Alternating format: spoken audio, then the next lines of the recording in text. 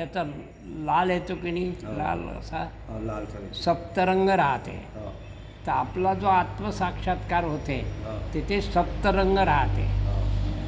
जेव्हा आपण आपली मुद्रिका लावतो, गोचरी, चाचरी, अगोचरी, तर रंग बेरंग आपल्या भजनात आपण त्याचं विश्लेषण केलं आहे की रंग बेरंग पचरंग असे लखलखीत प्रकाश दिसे, सोहम सोहम धुनी गुंजत असे, चैतन्य ही चैतन्य असे. तर त्या ब्रह्ममुहूर्ताचं वर्णन केलं आहे. आणि जेव्हा साक्षात्कार होतो तो अशी अवस्था होते. पुढं म्हटलेलं आहे की झुण झुण बनसरी नाद असे, घंटानांदात ब्रह्मांड दिसे, ब्रह्मांडानंदात ब्रह्म वसे, श्री हरिहर भगवान दिसे. हे आपलं आत्मस्वरूपाचं वर्णन आहे इथे. तर हरिहर आणि भगवान हे संपूर्ण तुम्हाला दिसायला लागते. म्हणे फक्त आनंद असे, तिथं आनंद असते म्हणजे ब्रह्मरस राहते, विषयरस नाही, जगताचा षडरस नाही. तर तिथं ब्रह्मरस राहते, भक्तिरस.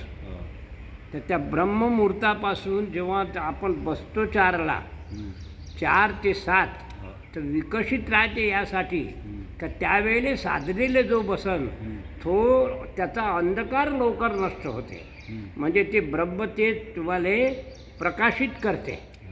म्हणजे हे जे बहिरंग आपला शरीर आहे याच्यावर जो प्रकाश होतो बाह्य जगताचा तो होत नाही. आणि कर्मकांड केव्हा तर 4च्या पहिले आणि 7च्या नंतर, त्यावेळेला कर्मकांडी लोक 4 ते 5 मध्ये कर्मकांडापासूनही परावृत्तच राहत नाही. कर्मकांड बसते 4पर्यंत.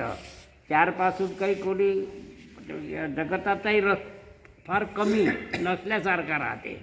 त्याच्यामुळं त्याचं म्हणजे ब्रह्मतेज आहे, परमात्मा तत्वाचं जे प्रकाश तत्व आहे ते त्याला सपोर्ट करते.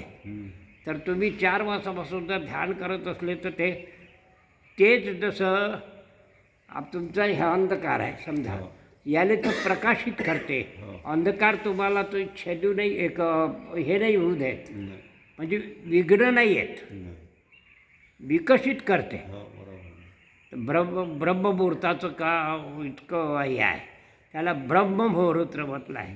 म्हणजे ब्रह्माचा साक्षात्कार या जीवदशेला, जीवदशा आटून जाते त्याच्या ध्यानामध्ये तन्मयता होते, तेव्हा त्याला ब्रह्मदशा प्राप्त करते.